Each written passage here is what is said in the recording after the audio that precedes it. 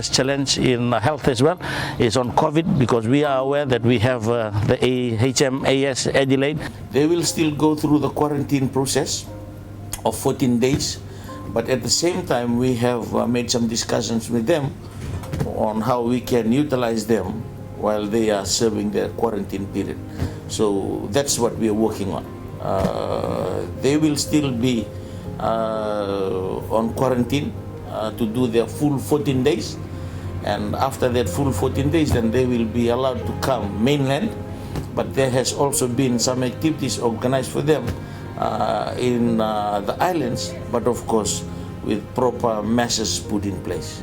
One of the big challenges that we will have now is to monitor the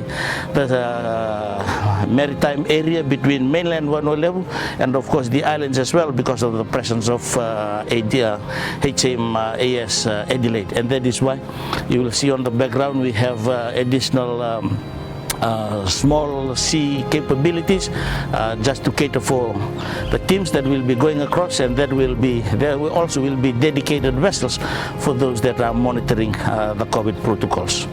And of course we are thankful to the Ministry of Health to be providing all the necessary measures so that we ensure that we maintain this COVID-free status for Fiji.